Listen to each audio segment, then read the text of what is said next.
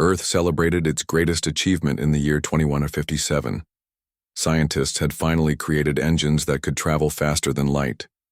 Humans were ready to meet other beings from distant stars. Captain Minji Lee stood on the bridge of the Earth, ship Hope. She was 35 years old with short black hair and steady hands. As a child, she had dreamed of touching the stars. Now she led humanity's first diplomatic mission to meet the Galactic Council. "Signal coming in," said Communications Officer Jun-Ho Kim. His voice shook with excitement. "They're welcoming us to approach their station." The Galactic Council station hung in space like a massive silver wheel. 27 different alien species had built this place together. Some looked like tall insects. Others had blue skin or 4 arms. All had achieved peace among themselves for over 300 years. The human ship docked. Minji straightened her blue uniform. "Remember," she told her crew, "we represent all of Earth today." The council's main hall amazed the humans.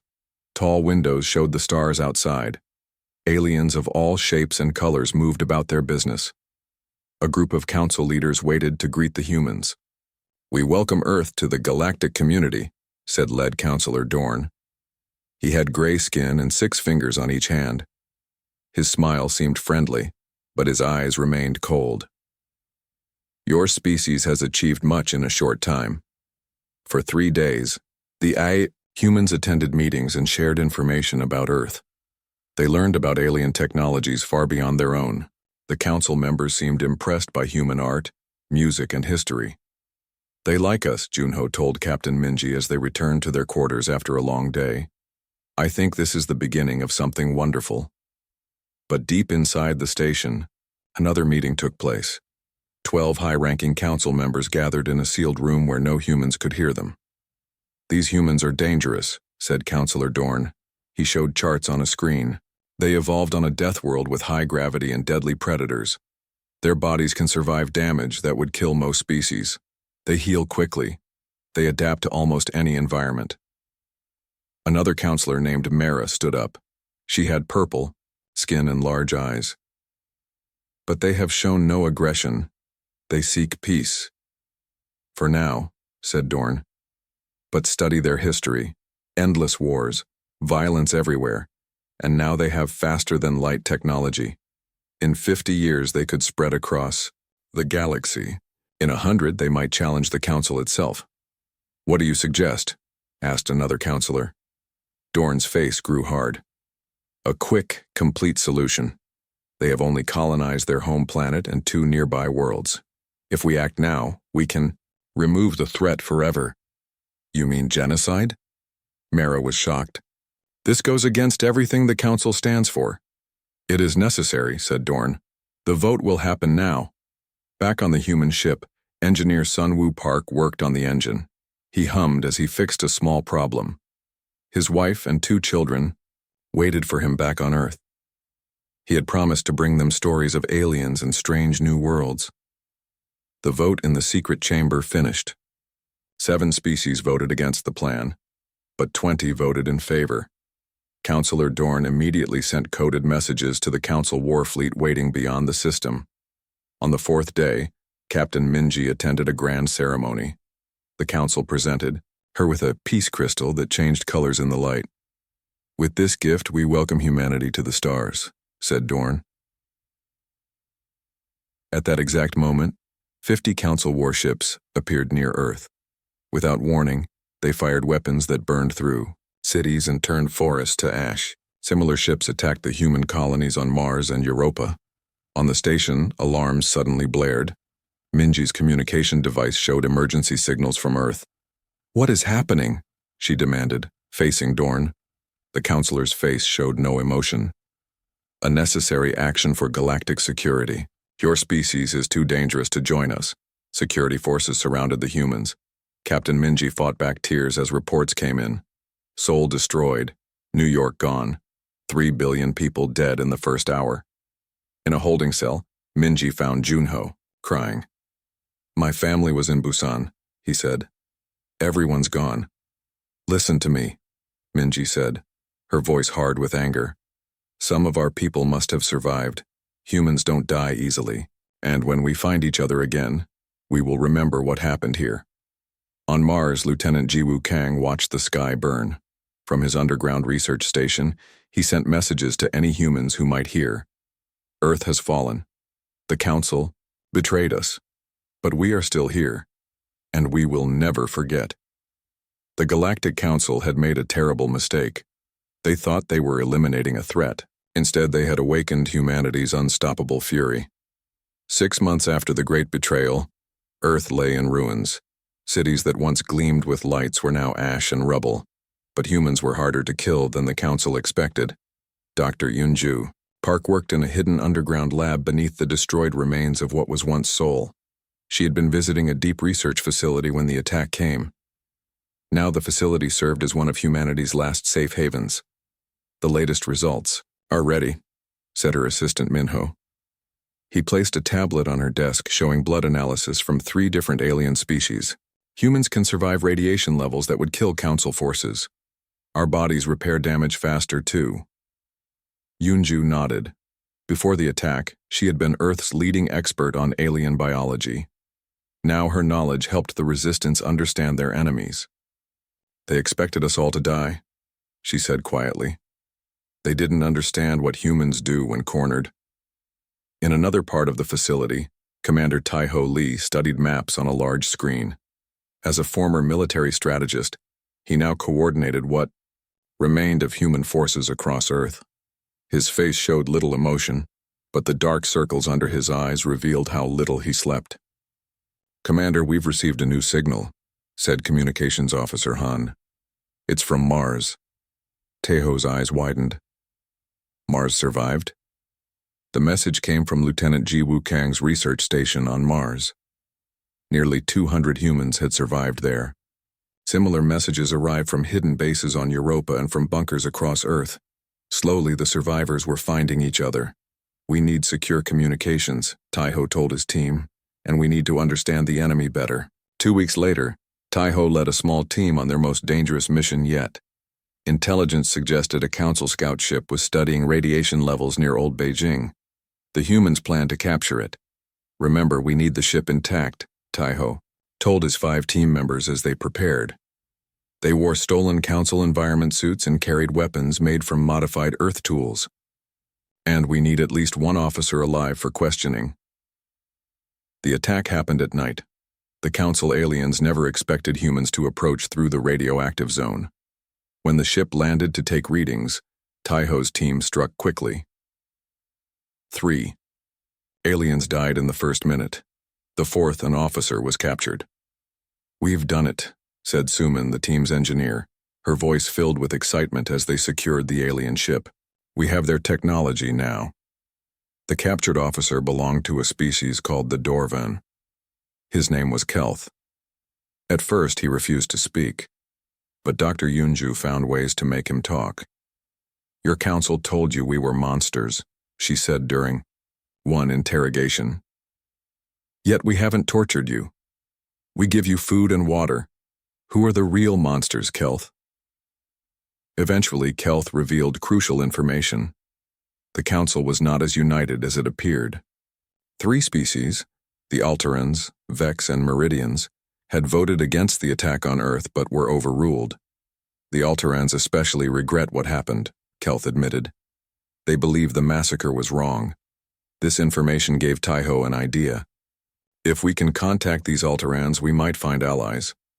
Engineer Suman and her team worked day and night to understand the captured ship. Their technology isn't actually that far beyond ours, she explained to Taiho. We just took different paths in our development. 1 month later, humans had learned to operate the alien vessel. Taiho selected a small crew for a dangerous mission, to make contact with potential allies among the Alterans. Just before they departed, Dr. Yunju approached Taiho. Be careful, she said. Even those who opposed our destruction might still see us as threats. Taiho nodded grimly. We have no choice but to try. We need their knowledge if humanity is to survive. The stolen ship lifted off under cover of darkness. Its destination, an Alteran science station near Jupiter where Council monitoring was minimal. 2 days later, The ship returned with an unexpected passenger. An Alteran scientist named Lyra had agreed to help humanity. She brought critical information about Council technology and defenses. Why help us? Tejo demanded during their first meeting. Lyra's 4 eyes blinked slowly. Because genocide is wrong, she said in carefully learned human language. Many of us wanted to stop it, but were afraid. I am done being afraid. As Lyra shared Council secrets with the human resistance, hope began to grow. Humanity wasn't alone in the galaxy after all. And with new knowledge came new possibilities for fighting back. The Council thinks you're nearly extinct, Lyra told them. They have no idea what's coming. In hidden bases across the solar system, humans prepared for war. They combined their own ingenuity with alien technology. The resistance grew stronger each day. The Galactic Council had tried to exterminate humanity. Instead, they had created an enemy unlike any they had faced before. 1 year after the Great Betrayal, humanity's resistance had grown stronger, but remained scattered. Hidden bases across the solar system struggled to coordinate their efforts against the overwhelming might of the Council forces. What they needed was a leader who could unite them. Admiral Soyeon Choi emerged from the shadows at humanity's darkest hour. A brilliant naval strategist before the attack, she had survived by chance on a routine inspection of Earth's asteroid belt military outpost. Now this remote base served as humanity's hidden command center. Our greatest advantage, Admiral Choi told her officers, is that the Council thinks we are defeated. They believe humans are simple creatures who will accept extinction. The Admiral was 52, with steel-gray hair and eyes that missed nothing. She had lost her husband and son in the attack on Seoul. But her grief had hardened into resolve, not broken her spirit. Operation Lazarus begins today, she announced to her command staff. The name was fitting. In ancient human stories, Lazarus rose from the dead. Now humanity would do the same. The plan was bold. Using stealth ships built from captured Council technology, humans would target supply lines rather than military vessels. They would strike quickly and vanish, leaving confusion in their wake. Lieutenant Daeho Kim commanded the first stealth ship, Shadow. His 10-person crew had trained for months in the belt's protective cover. Their target, a Council supply convoy, bringing resources to the occupation force on Mars. Remember, Daeho told his nervous crew, we don't fight like they do. We don't follow their rules of war. We hit hard and disappear. The attack succeeded beyond their expectations. The Council ships never detected Shadow until too late. Within minutes, 3 supply vessels were disabled, their cargo now in human hands. This is impossible, said the Council commander when he heard the news.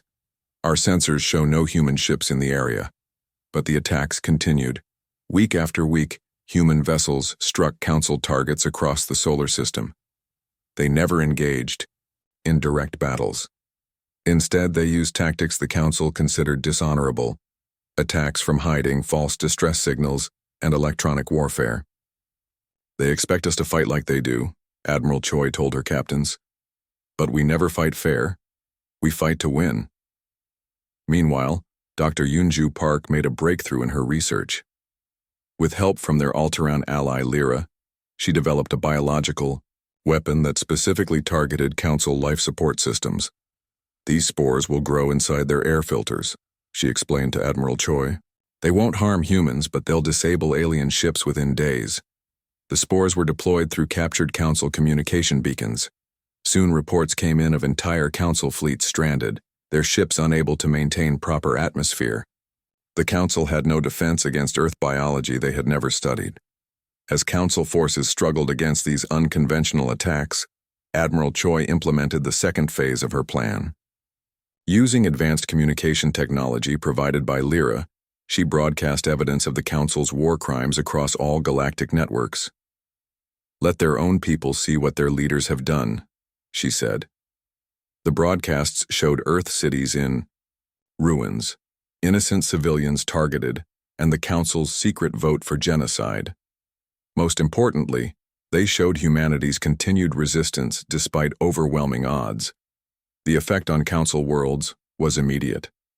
Civilian populations who had been told the humans were dangerous savages now saw a different story. Public protests erupted on several planets, especially among the Alterans, Vex, and Meridians who had opposed the attack. High Counselor Dorn faced growing opposition in the council chambers. "You assured us this species would be easily eliminated," said the Alteran representative. "Instead, they grow stronger while our supply lines falter." Dorn pounded his six-fingered hand on the table. "They are vermin. We will increase our forces and finish what we started." But the council was beginning to fracture. The Alterans officially withdrew their support for the occupation, recalling their ships and personnel from the human solar system. On her command, Ship Defiance, Admiral Choi received the news with grim satisfaction. "Now we push harder," she told her officers. "The Council is not as united as they pretend to be."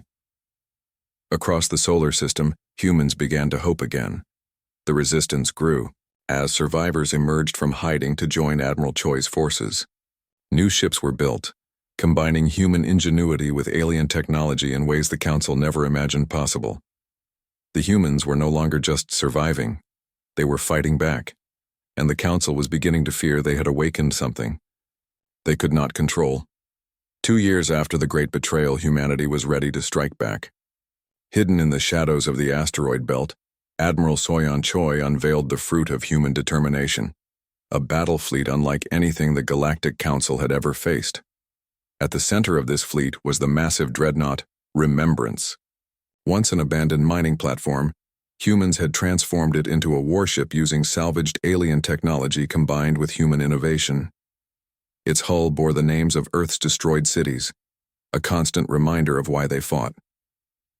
Captain Dohan, Yoon stood on the bridge of Remembrance, watching as crew members prepared for the coming battle. At 36, he had once been a commercial pilot before the attack. Now he served as Admiral Choi's tactical officer. "All systems ready, Captain," reported Jia, his weapons officer. Her hands moved confidently over the controls.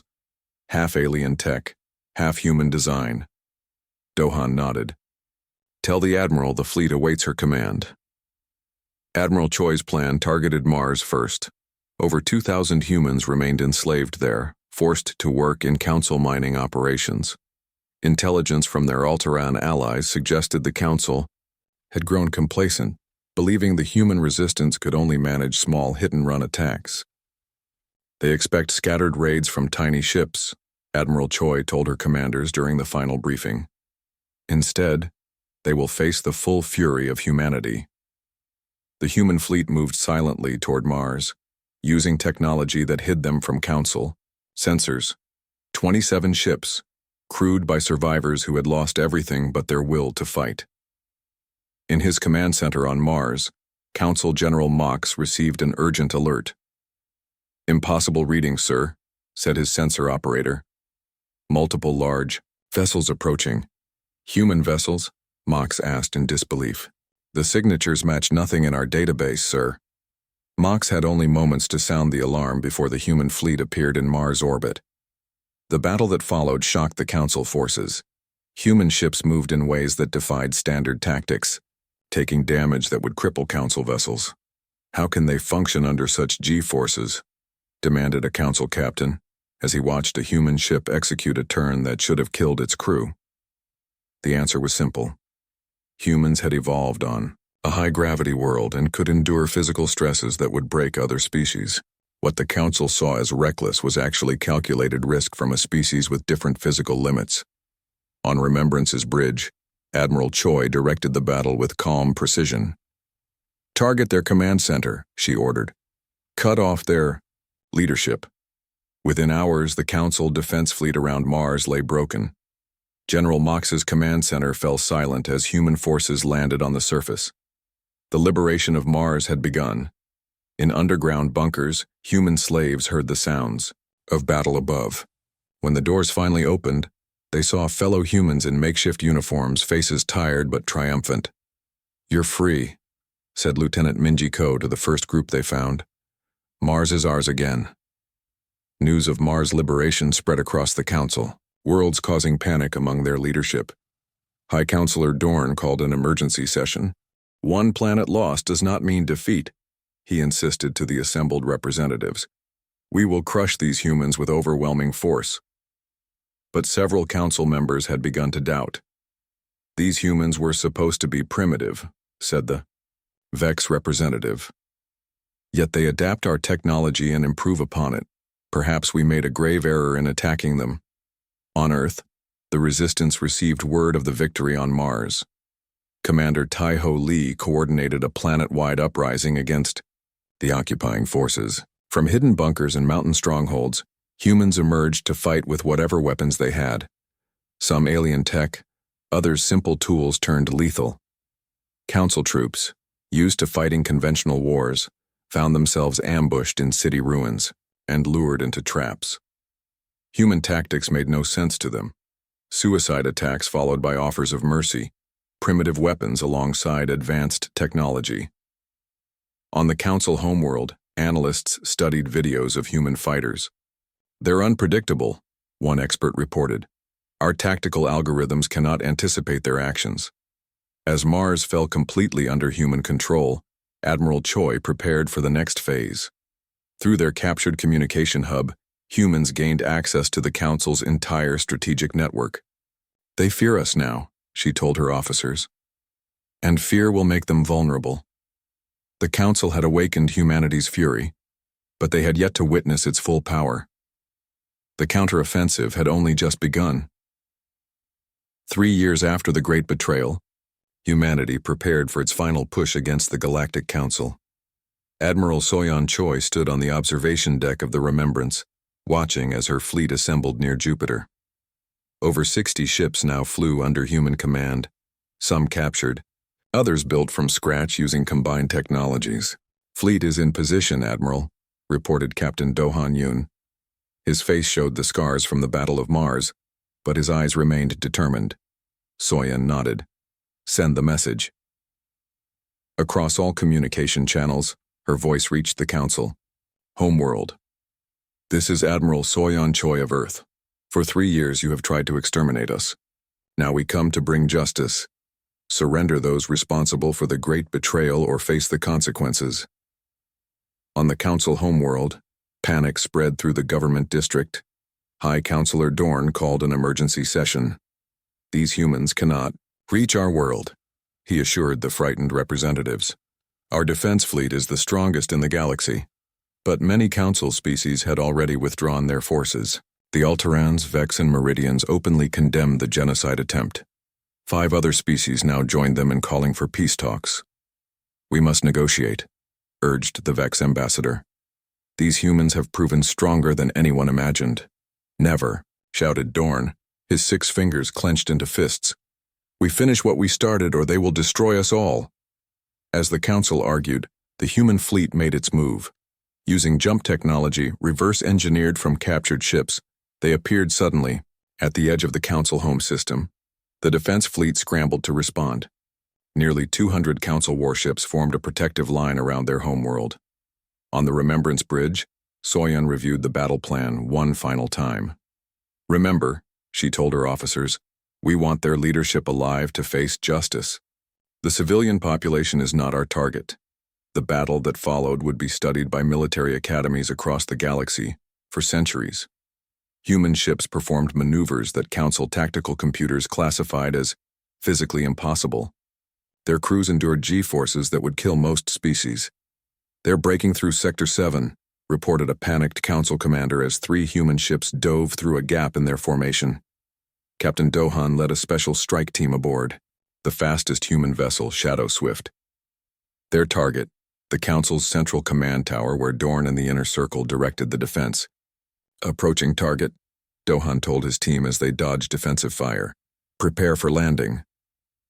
The Shadow Swift crashed deliberately into the tower's landing bay. Do-Han and 20 elite soldiers fought their way through shocked security forces. Within an hour, they reached the command center where Dorn and 11 other Council leaders were trapped. "Surrender," Do-Han ordered, his weapon aimed at Dorn's chest. The High Counselor's face showed disbelief more than fear. "How did you get here? How did your species survive?" "You should have studied us better," Do-Han replied. "Humans don't die easily. As news of the capture spread, Council resistance collapsed.